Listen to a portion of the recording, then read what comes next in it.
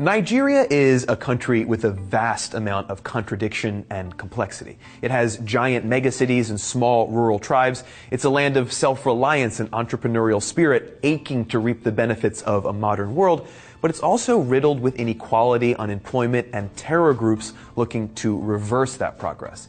Its government is modeled on America's Federal Republic, but its 55-year history post-British colonization is a chaotic mess of coup attempts and groups scrambling to gain and hold power. The shape of Nigeria today is in large part determined by its time as a British colony, its borders a result of lines feverishly drawn on a map when the European powers battled for control of the African continent. The English influence is overlaid onto the fractious tribal history of the land, and this can be felt everywhere in Nigeria today.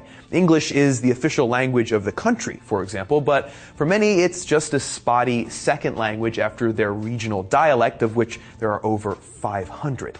The rural countryside is plagued with problems. 2/3 of Nigerians live in extreme poverty. Infrastructure is a mess. Though electricity is notoriously spotty in Nigerian cities, it's much worse in the rest of the country. It's not uncommon to have a total of only 24 hours of working electricity for every 1 month period.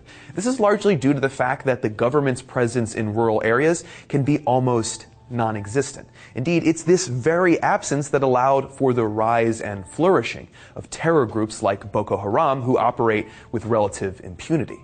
If you're a young person in Nigeria, and statistically you probably are, the median age is only 18, it's easy to see how these poor conditions would drive you to Nigeria's urban centers looking for more opportunity and a better life. Most likely it would drive you to Lagos, the nation's crown jewel, the second fastest growing city in Africa and the 7th in the world.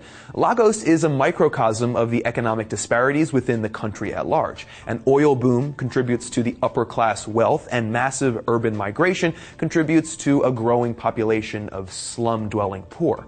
The streets are almost always congested thanks to a lack of working traffic lights, and there's the incredible sight of a large slum consisting of shacks on stilts on the lagoon at the southwestern side of the city. Its worst problems notwithstanding, the fate of Lagos seems to lie with its middle class, an enterprising, fast-growing part of the population willing to take the resources they have to create a better life. They're fighting corrupt government officials, slapdash infrastructure, and a staggering wealth gap. But their resolve is steadfast. The working class of Nigeria represents the best hope for a society with real social mobility. To live in Nigeria is to live with forces pulling you in every imaginable direction, and despite them, to forge your own. And if you want to know what Americans get wrong about Nigeria, watch my other video right now. Perhaps it's best to start with the story we're hearing the most from Nigeria of late, the terror of Boko Haram. It may seem like the violence of Boko Haram is gripping the whole country, but that terror is mostly concentrated in the northeastern part of the country. Thanks for watching, and don't forget to subscribe.